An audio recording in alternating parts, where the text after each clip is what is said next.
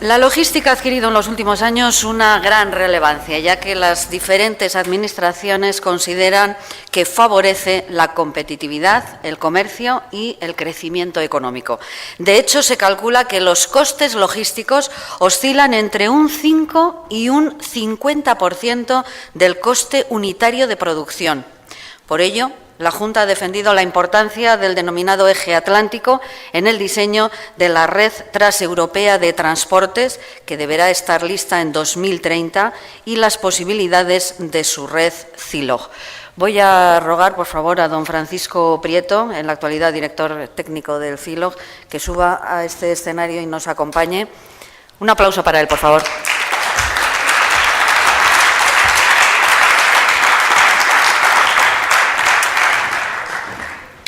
Su labor fundamental es la de promoción, apoyo al desarrollo y comercialización de los enclaves logísticos que integran la red CILOG de infraestructuras de la Junta de Castilla y León, dando soporte técnico en materias logísticas y de nuevas tecnologías a los enclaves CILOG, así como al tejido empresarial de Castilla y León que lo precisa.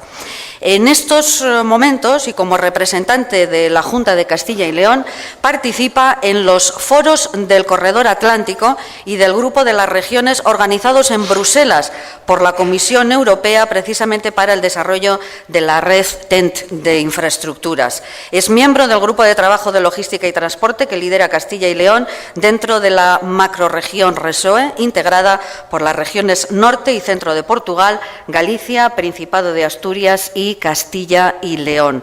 Yo creo que nadie mejor que él para hablarnos en estos momentos no solo de la importancia de estos enclaves, de estas plataformas, sino de cómo van esas conversaciones en Bruselas.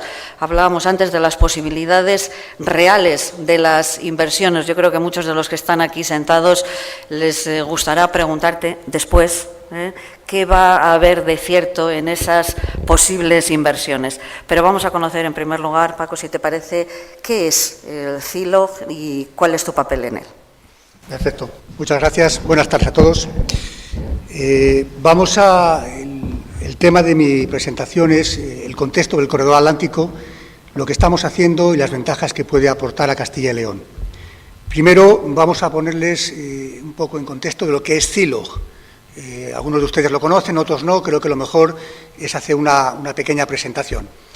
La idea es que la ponencia sea abierta, no tanto por interrumpir, porque si no sería muy extensa, sino porque al finalizarla yo estoy a su disposición para cualquier tipo de pregunta o de consulta que estimen.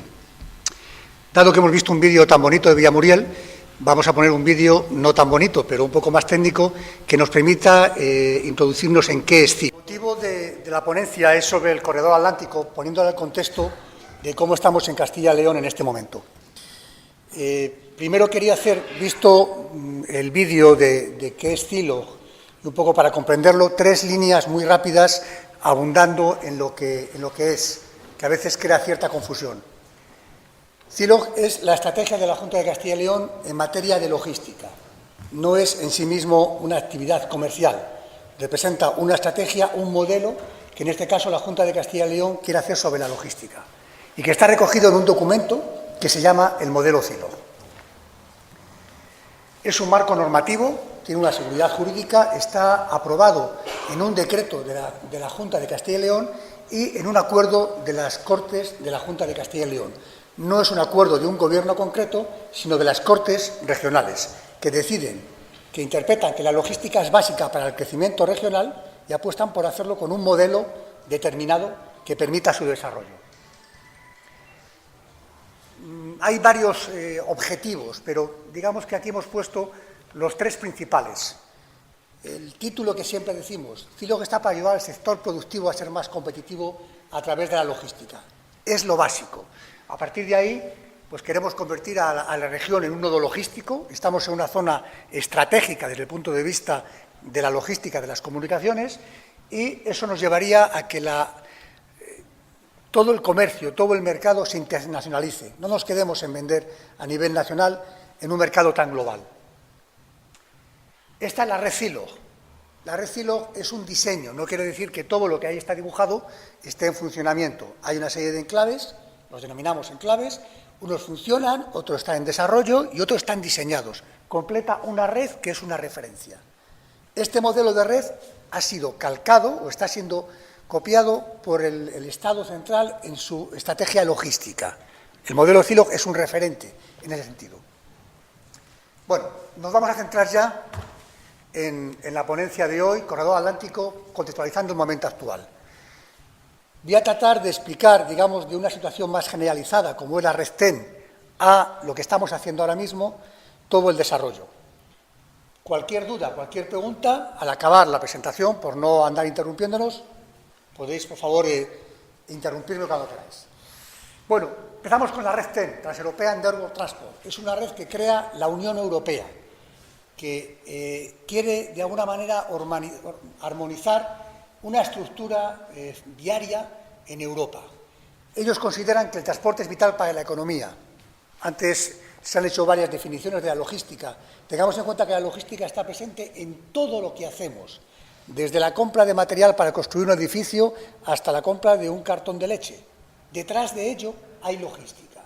Si hay logística quiere decir que alguien compra. Si alguien compra, alguien fabrica, transporta, vende, en conjunto se mueve la economía. Eso lo recoge la Unión Europea y lo que quiere es dotar de infraestructuras a Europa, unas infraestructuras homologadas, estándar, con una serie de estándares que permitan desarrollar esta logística de transporte. Y crea lo que se llama la TEN, la Transeuropean Network Transport. Ahí hacemos una descripción, básicamente, de qué es y dónde está regulada en dos reglamentos de la Unión Europea. Uno de ellos dice cómo se va a desarrollar y marca las líneas principales, y el otro, el 1316, prevé una serie de mecanismos de financiación para su desarrollo, lo que antes nos han comentado de esas inversiones que están previstas que lleguen. Básicamente, aquí decimos unas líneas generales de qué va a permitir, cuál es el objetivo de la TEN entre el 2014 y el 2030. 94 grandes puertos que estén conectados por carretera y por ferrocarril. Enlace por ferrocarril a 38 aeropuertos, antes de que se me olvide. Aquí estamos hablando de logística, no de logística de mercancías, sino de logística. También entran pasajeros. Los pasajeros también necesitan una logística. Entonces, todo lo que estamos hablando, aunque nos centremos más en la logística de las mercancías, también compete a pasajeros. La conversión de 15.000 kilómetros de vías férreas en alta velocidad. Esto, sobre todo, es importante para España y para Portugal, que tenemos un ancho de vía diferente y cuyo cambio al ancho UIC es muy costoso. Y una serie de proyectos transfronterizos que lo que buscan es hacer más permeables las fronteras, que el hecho de pasar de un país a otro no suponga un problema a la hora de mover mercancías o personas. ¿Qué busca la red TEN? Intermodalidad, todos los modos de transporte para el transporte de mercancías, ferrocarril, barco, avión, carretera. Interoperabilidad, que todos esos medios puedan ser operativos, operables en cualquier país de la Unión Europea. Que se coordine el desarrollo de las infraestructuras. Es la frase de que una autopista no acabe en mitad de un monte, sino que haya continuidad con ellas.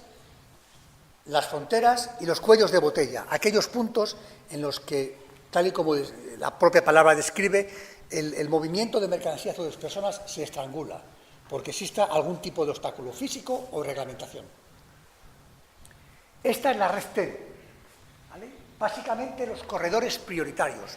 La red TEN desarrolla, para basarla, una serie de corredores, que son estos corredores. Dibujados en ese mapa, en España tenemos dos, el corredor atlántico, dibujado en amarillo, y el corredor mediterráneo, dibujado en verde. Son proyectos de corredores, la mayoría de ellos ya están hechos. Lo que se trata ahora es de armonizarlos y de homogeneizar. Un corredor no es una vía concreta física, no es una carretera física. Un corredor, podríamos hablar, es como un cauce por el que van a circular carreteras, ferrocarriles, aviones, y que va de un punto a otro. Si se dan cuenta, el origen, una de las razones de la red TEN, es comunicar puertos. En un mercado global, los puertos marítimos son imprescindibles. Los corredores empiezan o acaban en un puerto.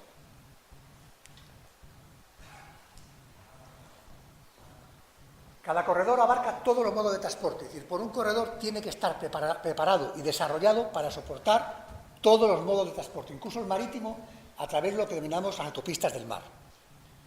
Sobre todo busca la conexión de distintos modos de transporte y que sean eficientes. Repetimos, mercancías y personas.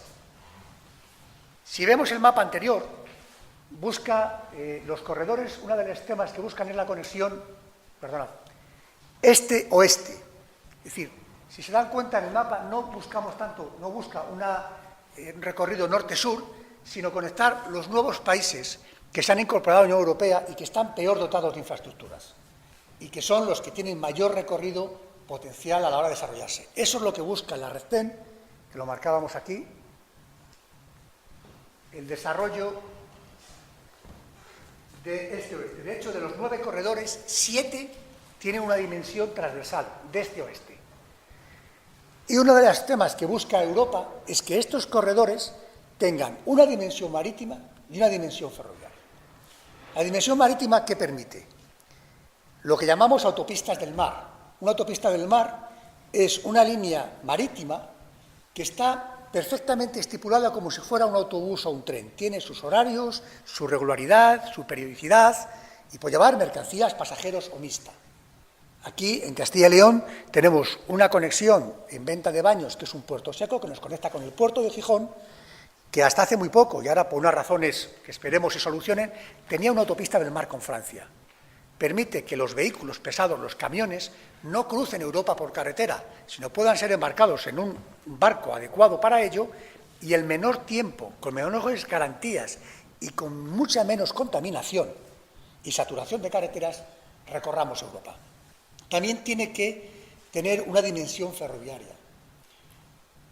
Los que estén cerca del mundo del transporte recordarán que siempre hay una lucha entre el camión y el ferrocarril, como si fuera una competencia en quién debe transportar las mercancías. Debemos comprender, o debemos ver el camión y el ferrocarril no como una competencia, sino como dos aliados que dentro de un concepto de multimodalidad se complementan. En una distancia de 300 kilómetros hay que usar camión necesariamente. En una distancia de más de 500 kilómetros se debe usar ferrocarril. Es mucho más eficiente, mucho menos contaminante y con mucha más capacidad. ¿Qué problema tenemos en España y en Portugal? Que las infraestructuras ferroviarias no están pensadas o no están desarrolladas para estas necesidades. Les voy a dar una serie de datos para que entendamos qué es lo que está pasando, por qué es tan importante el ferrocarril en España. En Europa, un dato estadístico, aproximadamente el 16 o el 17% de las mercancías se mueven en ferrocarril. En España estamos en el 2 y pico, o llega al 3 y bajando. En Europa, los ferrocarriles tienen 750 metros, mide un tren. En España no pasa de 450 metros. Eso es debido a los apeaderos, a las líneas, a los radios, a las pendientes. Es decir, el ancho de vía lo conocemos. En España tenemos, en España y Portugal, el ancho ibérico y en Europa el UIC. Eso quiere decir que cuando un tren llega a la frontera, hay que cambiar los ejes. Si vamos de norte a sur, hay que dividir ese tren de 900 metros en dos, y si vamos de sur a norte, hay que juntarlos, con un montón de costes, de ineficacias y de pérdidas de tiempo. Entonces, esa parte de dimensión ferrocarril, dimensión ferroviaria, para la península ibérica es clave. Cuando vemos el desarrollo del AVE, solo estamos pensando en personas y decimos, ¿qué costoso es el AVE? Lo es. Pero hemos de pensar en un plazo de los próximos 20 años. Primero, en que al desviar las pasajeros a una vía diferente a la de mercancías, el mercancías queda libre, el surco ferroviario queda libre solo para llevar mercancías. Ahora, cuando convergen dos trenes, el mercancías se para y tiene prioridad de pasajeros.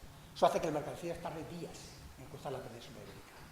Cuando desarrollemos el AVE, la vía no convencional queda libre solo para las mercancías. En trayectos que ya están finalizados, como es el Madrid-Barcelona, el Valencia-Madrid, ya se está notando esa mejora en eficiencia, en eficacia y en precios. Pero es que vamos más allá, porque la Unión Europea lo que prevé es que esa línea de ferrocarril para mercancías también se haga en ancho internacional, en ancho UIC, de forma de que un tren que vaya desde Finlandia a Sevilla no tenga que hacer ningún tipo de maniobra, ningún tipo de extracoste, solo por cruzar fronteras. Entonces, es tremendamente importante para la península ibérica, en este caso para nosotros, la dimensión ferroviaria. La red TEN la dividen en dos, tiene una estructura de dos capas, una red global y una red básica. Ahí describimos, es importante porque ahora cuando veamos los mapas de la red que están publicadas en la página de la Comisión Europea, veremos que la red global son las estructuras en general, las que existen y las que están planificadas. Sin embargo, la red básica es aquellas que se consideran de importancia estratégica. A la hora de las subvenciones, de las ayudas y los apoyos de Europa, se da más importancia a la red básica, tanto a la red en cuanto al corredor o a las infraestructuras, como a los nodos, entendiendo por nodos aquellos puntos en los que puede ser un nodo ferroviario, un nodo marítimo, o sea, un puerto, un nodo aeroportuario o incluso terminales logísticas o ferroviarias que estén dentro de la red básica. En esta nos vamos a parar un poco más porque es importante. Estos son los mapas que la Unión Europea ha publicado con las redes. Este es el correspondiente a la península ibérica. No se ve bien, pero aquí define lo que es la red básica, la global y la básica. ¿Vale? Con el dibujo lo vemos mejor. Por ejemplo, los puertos en el que vemos que el fondo es más grande son los de la red global, los importantes, los que Europa quiere desarrollar. Los otros también lo son. Nosotros en nuestro ámbito tenemos a Gijón y a Coruña como puertos importantes, que hay que desarrollarlos. Y un puerto, para que desarrolle, necesita infraestructuras con la meseta en este caso. Tenemos que desarrollarnos para conectar Castilla y León con los puertos, porque es la salida y la entrada natural a las mercancías. Tenemos también las terminales logísticas o ferroviarias logísticas. El círculo un poco más grueso son los de la red global, y el círculo un poco más fino, para Castilla y León, tenemos dos nodos, tenemos tres nodos, dos de la red global, que son Valladolid y León, y uno en la red básica, que es Salamanca. ¿Eso qué supone? Supone que Europa en esos tres nodos quiere invertir, siempre y cuando existan proyectos, que luego lo veremos, que sean viables, que sean rentables, que sean sostenibles, porque son negocios. Se mete dinero en infraestructuras para que, además de dar un servicio, evidentemente, no sea un agujero en el que enterremos el dinero. Tenemos, en el mapa de aquí, tenemos también las carreteras, lo mismo, aquellas que cruzan, aquí nosotros tenemos muy importante, lo que conocemos por la autovía de Castilla, o la E80, que coincide con el trazado del corredor atlántico. Va desde el puerto de Aveiro hasta Irún, hasta la frontera. Y luego tenemos la conexión Burgos-Madrid. Esa es la red principal, la que quieren potenciar. Evidentemente tenemos otras conexiones que no se olvidan, ya existen, y sobre las que se va a meter también financiación. Pero la parte más fuerte, la parte moldear de la financiación va a ir sobre la red global. Estos mapas están disponibles, si en Internet entran en la Comisión Europea, en la red TEN están estos mapas y todos los del conjunto de la red. Cuando hablábamos antes de los reglamentos que rigen la red TEN, hablábamos de uno, el 1316, que es el que rige la financiación. Evidentemente, para poner en marcha todo esto hace falta mucho dinero, mucho. En este primer embate, que es el 2014-2020, el mecanismo Conectar Europa, CEF, que es el que regula la financiación, tiene 33.000 millones de euros para invertir. Si es cierto que luego hay que ver en qué se van a invertir, energía, telecomunicaciones, transportes, pero acá hay una parte importante que va a los corredores de la red básica, que son casi 15.000 millones de euros.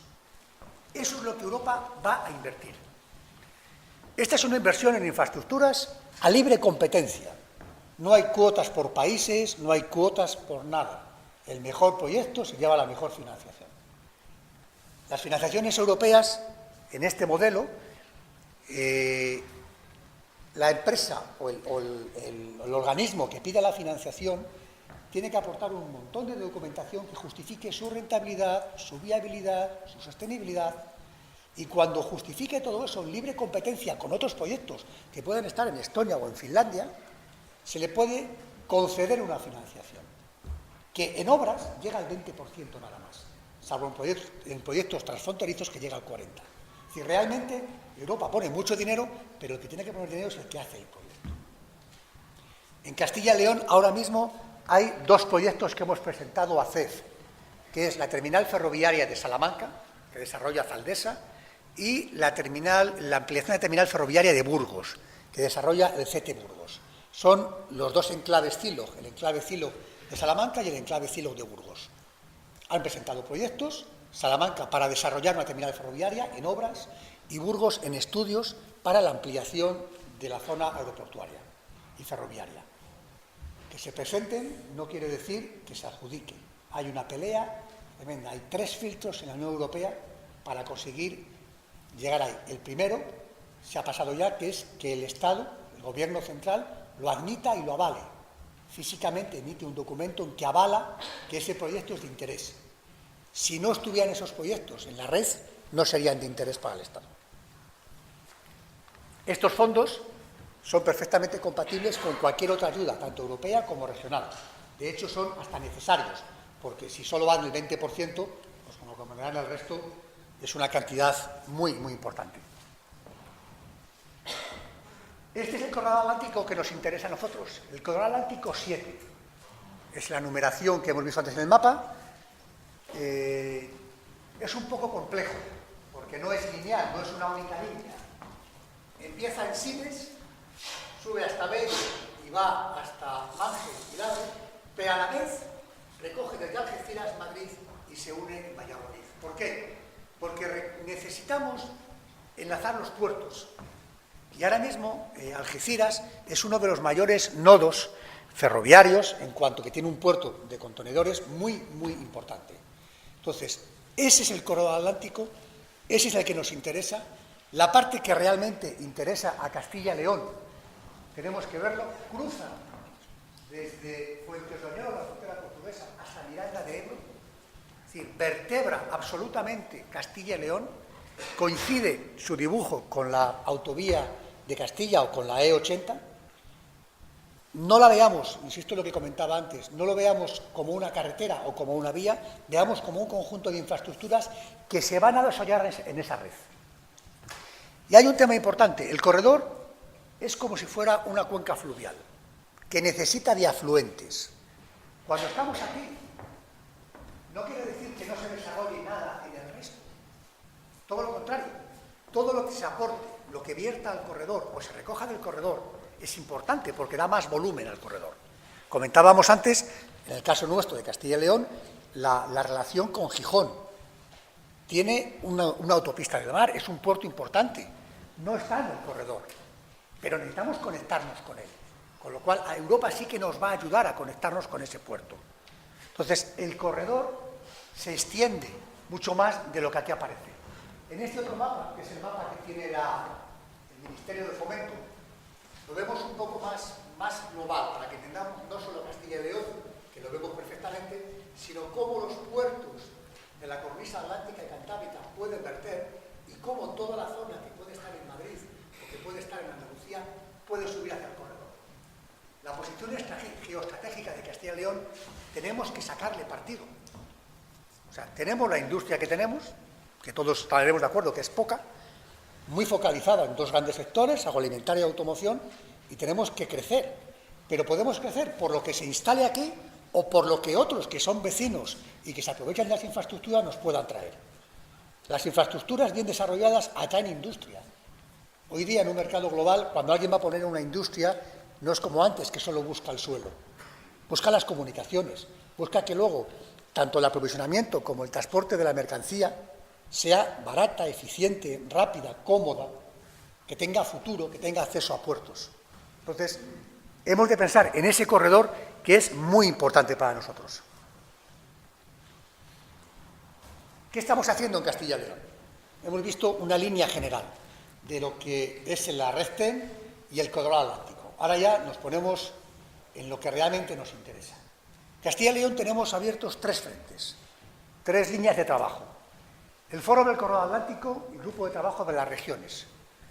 Cuando se crean los corredores, los 9 corredores que hemos visto, la Unión Europea prevé que cada corredor tiene un coordinador, una persona de un país que no cruce el coordinador nuestro es un italiano, ya lo que buscan es que no necesariamente haya una implicación política, un coordinador, y prevé la creación de un foro del corredor, en el que pertenecen en este caso, regiones o estados o gestores de infraestructuras por los que cruce físicamente el corredor.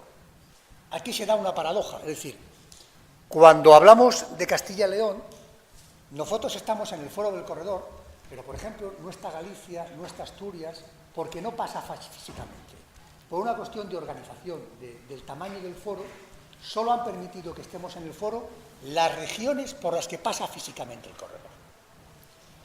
El foro se ha reunido, hemos tenido 4 reuniones, 4 foros, y es un órgano consultivo. Ahora veremos un poco más. Existe el Grupo de Interés para la Promoción del Corredor Atlántico. Lo hemos citado antes varias veces, puesto que este ayuntamiento que nos presta este sitio y que organiza el simposio, pertenece. Le denominamos Protocolo de Aveiro, porque se firmó en Aveiro en julio del año pasado. Ahora desarrollaremos un poco más ese tema. Y luego está el Grupo de Trabajo de Transporte y Logística de la Macrorregión, que es un órgano, hay mucha gente que no lo conoce, es un órgano, una figura que crea Europa para que diferentes regiones de Europa se agrupen con intereses comunes. Ahora desarrollaremos un poco esos 3 puntos y comprenderemos qué se está haciendo en Castilla y León para desarrollar y atraer inversiones. ¿Qué es el Foro del Corredor? Como les he comentado, es un órgano consultivo que preside un coordinador y en el que participan Estados miembros, regiones y gestores de infraestructuras de los países y regiones por los que pasa el corredor. Los estados, está claro lo que son, las regiones son por las que pasa.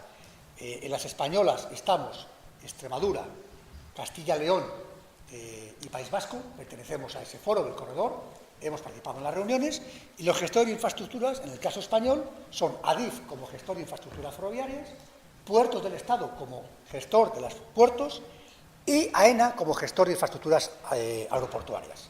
Los 3 participan porque hemos visto que la multimodalidad afecta a los 3 modos. Los foros tienen como objetivo, es una estructura de alto nivel que ayudan a la definición de los objetivos. Por ejemplo, Castilla y León no tenía reconocidos todos los nodos logísticos que nosotros queríamos que nos reconocieran. Ni teníamos reconocidos todos y algunos no estaban en el nivel que queríamos. La labor que hemos hecho en este foro es reivindicar el papel de algunos puntos, de algunos nodos o de algunas infraestructuras. Es un lobby, pero más organizado. Y lo que hacemos todos es intentar meter lo nuestro, nuestro libro, que salga de nuestro libro y que nos lo reconozcan. Es muy complicado porque nos reunimos todos los países por los que pasa el corredor. Entonces, la guerra es importante. Nosotros hemos conseguido algunas cosas, no las que quisiéramos, pero para ser el primer año que participamos, hemos conseguido. Los foros no acaban, hemos acabado con el 4º foro, se publica un documento de trabajo que exige el reglamento y a partir de ahí, este año 2015, volveremos a reunirnos. CILOG, en este caso, representa a la Junta de Castilla y León, representa a Castilla y León en el foro del corredor. Sí, tenemos nuestra posición en el foro, brindamos nuestra opinión y trasladamos la postura de Castilla y León respecto a sus intereses en el corredor. Existe la figura del corredor y el grupo de trabajo de las regiones, porque tú puedes tener una serie de inquietudes o necesidades como región y otra como infraestructura nacional. Entonces, a veces es bueno estar en los 2 sitios. El Grupo de Interés para la Promoción del Corredor Atlántico, Protocolo de Aveiro. Se constituye en Aveiro, se llama el título, digamos, oficial, Grupo de Interés para la Promoción del Corredor Atlántico en el ámbito de la península ibérica y le denominamos todos Protocolo de Aveiro. Es un lobby, puro y duro. Lo que buscamos es potenciar el corredor atlántico para mejorar la competitividad en el corredor. Lo que hacemos es juntarnos instituciones, organismos y empresas para, con una sola voz, poder ir a Europa y decir, no solo estamos en el foro del corredor, sino que además, representando a todas estas instituciones, queremos lo que en cada momento vayamos avanzando. El foro tiene una parte, este protocolo de Aveiro, muy importante para nosotros, porque lo hemos hecho con Portugal, con las regiones norte y centro de Portugal, no, la región centro de Portugal. Ya no existen las fronteras. Ya hace muchos años que en el mundo de la logística y del transporte no existía el mercado español y portugués, era el mercado ibérico. Nadie se planteaba en el transporte que ir a Francia es como ir a Portugal. Ir a Portugal era como ir a Extremadura.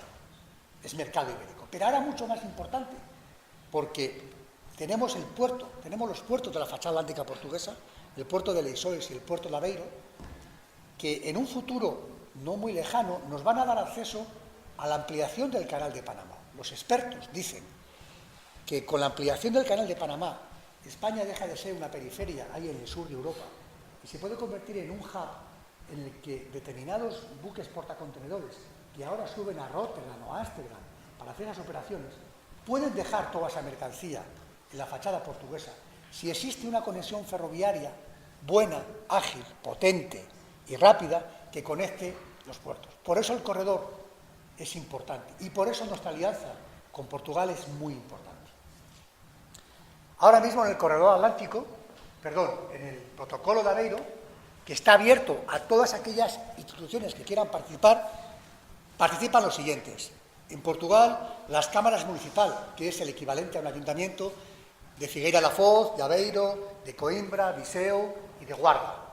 Los puertos de Leixões y de Aveiro.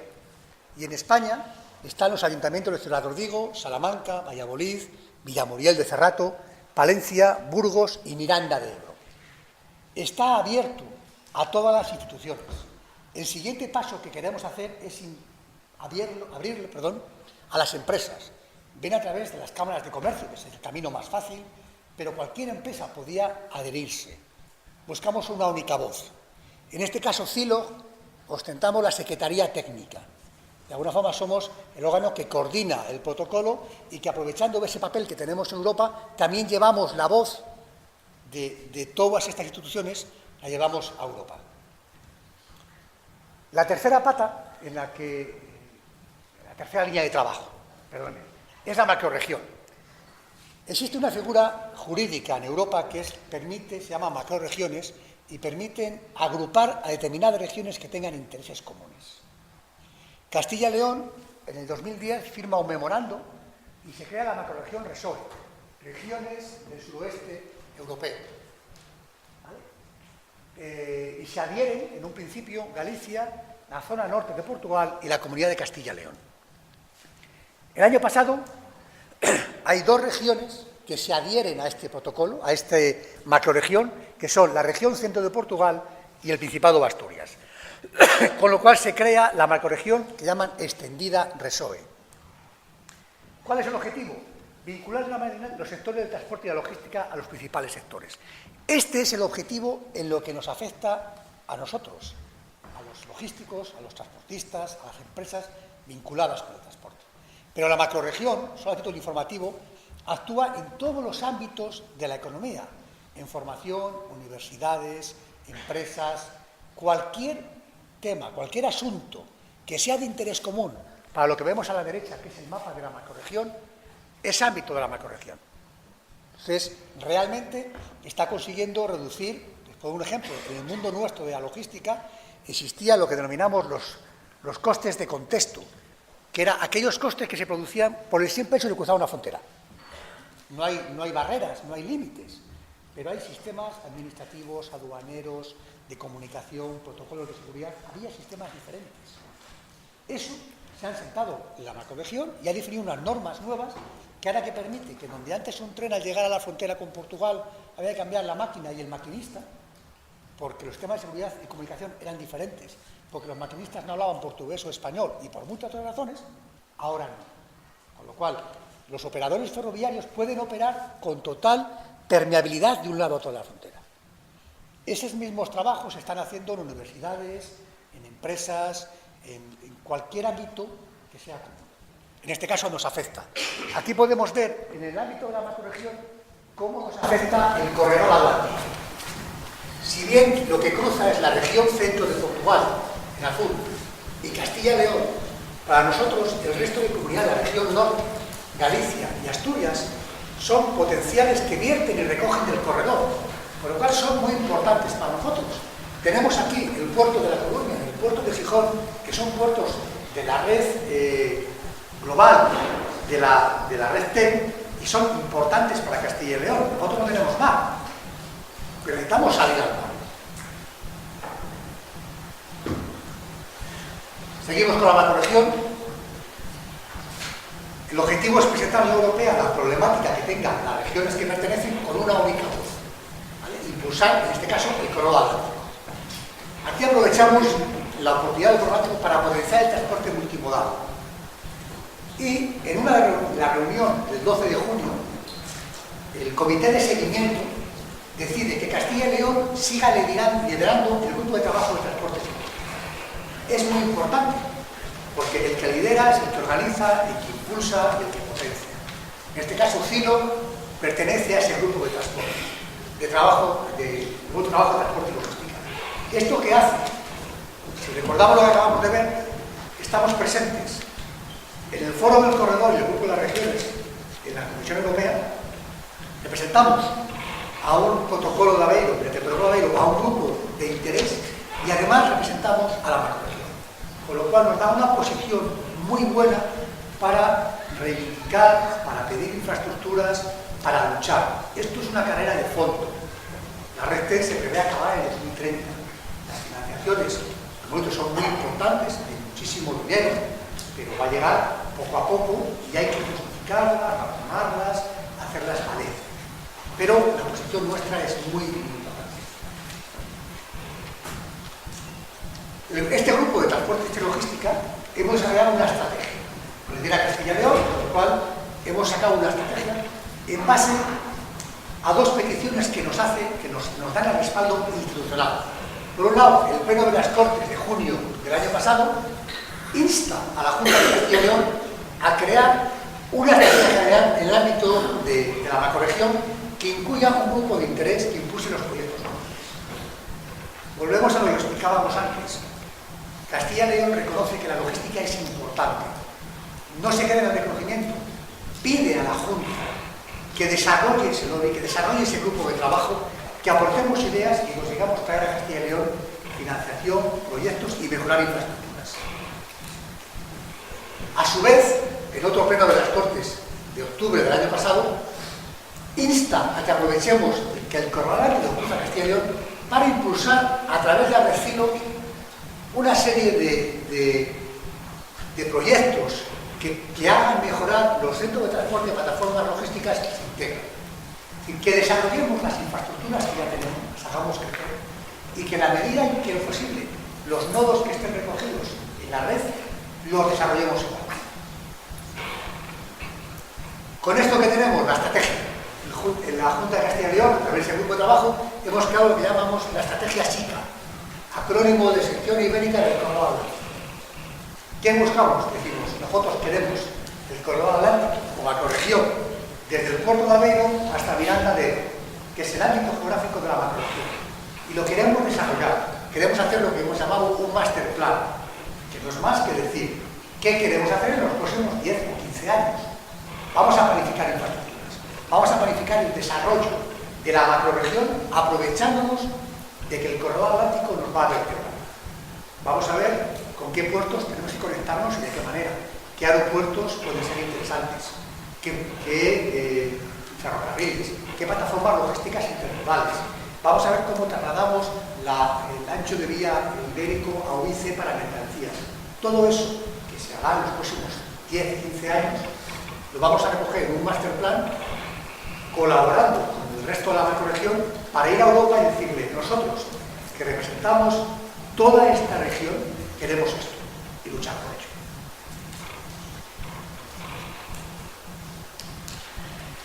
Este es el mapa, aquí nos vamos a detener un poco más.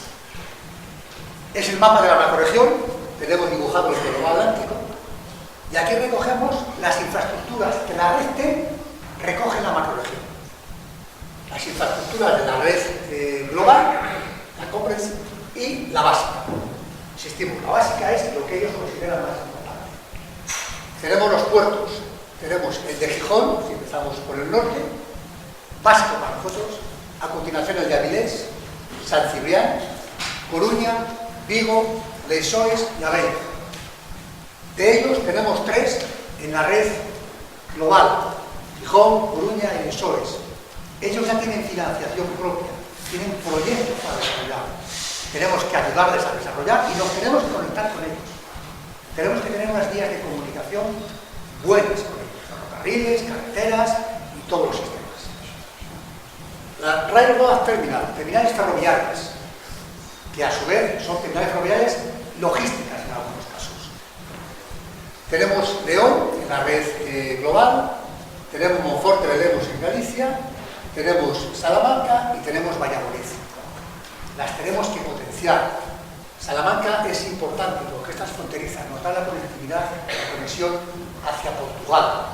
Salamanca, el enclave Cilo Aldesa de Salamanca, tiene un acuerdo con el puerto de Bereisores, han intercambiado acciones. Son socios, con lo cual, cuando hemos ido a Europa, en este caso, tenemos dos caras. Representamos a la parte portuguesa porque son socios de Salamanca y ellos representan a Salamanca porque somos socios de Portugal. Tenemos los aeropuertos. Hablar de aeropuertos en Castilla y León tiene mucho riesgo, pero ahí están. Por desgracia, en la red global solo existe el aeropuerto y aeropuerto. Todos los demás aeropuertos de Europa los considera la red básica. El otro que existe en España es el de Madrid y el de Bilbao. Los demás los consideran. Lo cierto es que cuando hablamos en términos de toneladas de mercancía, ningún aeropuerto de toda esta macroregión siquiera entra en la estadística. Cuando se publican estadísticas de carga aérea, de mercancías por aeropuertos no entran, y en pasajeros, pues yo creo que últimamente estamos leyendo todas las noticias de cómo están las cosas. Es la parte más importante. Y luego, de una forma curiosa, tenemos las vías interiores navegables. Castilla y León tenemos una, que casi nadie conoce. Tenemos una conexión por el río Duero. Es importante porque en Alemania y en Francia tienen muchísimo valor las vías interiores navegables. Se mueven mercancías por río. Está perfectamente preparado para mover mercancías. Y eso descongestiona carreteras, descongestiona ferrocarril.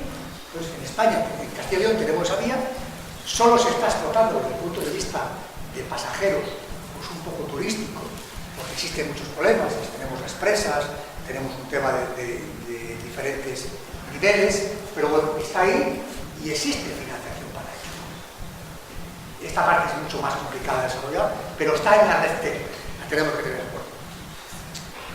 Bueno, y eso es, no sé cómo vamos de tiempo. Bueno, vamos bien. Yo sé que ha sido un poco espeso, porque es un tema complicado. Bueno, pues creo que nos hemos comido más de la cuenta. Bueno, ahora mismo lo explicamos. Gracias, Paco.